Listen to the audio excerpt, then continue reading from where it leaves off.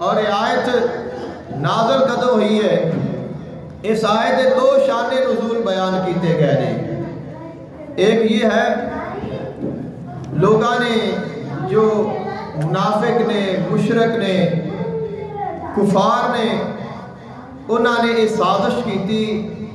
انہوں نے کہا کہ جڑے رسول اللہ صلی اللہ علیہ وآلہ وسلم نے یہ مال دے بڑے حریص نے، دولت چاہتے نے، بادشاہی چاہتے نے، سردار بننا چاہتے نے اور دنیا تے حکومت کرنا چاہتے نے، تاں یہ لوگوں ایک نیا دین جو ہے وہ سکھا رہے ہیں اور اس دین تے چلا رہے ہیں۔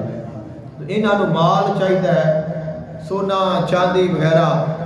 تو انہوں نے کہا کہ آپ کچھ مال جمع کریے اور مال جمع کر کے جا کے حضور کی بارگاہ پیش کرنے تاکہ انہوں نے مال چاہیے جنہ مرضی مال لے لین اور اس کام کو چھڑ دے۔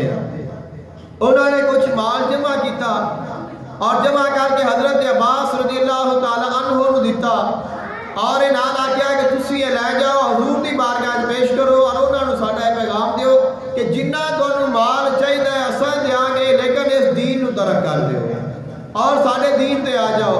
جدو آقا علیہ السلام کو پتہ چلیا تو خلق کائنات نے محبوب نے ارشاد فرمایا لا اسألکم علیہ اجرا، میں تواڈے کولوں کوئی اجر طلب نہیں کرتا، مینوں نہ مال دا لالچ، نہ دنیا دا لالچ، نہ سونے دا، نہ چاندی نہ۔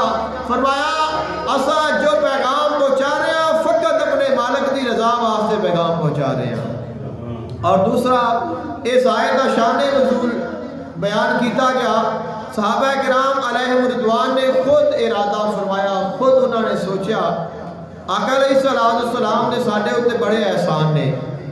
آقا علیہ السلام کوئی کاروبار بھی نہیں کرتے، آقا علیہ السلام کی کوئی زمین جائیداد بھی نہیں، کوئی بزنس بھی نہیں، کوئی ایسی چیز نہیں، کوئی ذریعہ معاش نہیں، اور سارا دن اور ساری رات آقا علیہ السلام ساری ہدایت دے واسطے، ساری رہنمائی دے واسطے سانو دین سکھاندے نے، پڑھاندے نے، سمجھاندے نے اور ساڈے وچ ہی مشغول رہندے نے یا اللہ تعالیٰ دی عبادت کرتے نے۔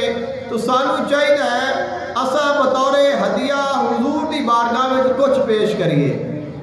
صحابہ کرام علیہ رضوان نے کچھ مال اپنے طور تے جمع کیتا اور حضور دی بارگاہ وچ پیش کیتا تو خالق کائنات کے محبوب نے فرمایا لا اسألکم علیہ اجرا الا المودۃ فی القربى، اے میرے غلاموں یاد رکھو میں محمد تواڈے کولوں کوئی اجر رسالت طلب نہیں فرماتا۔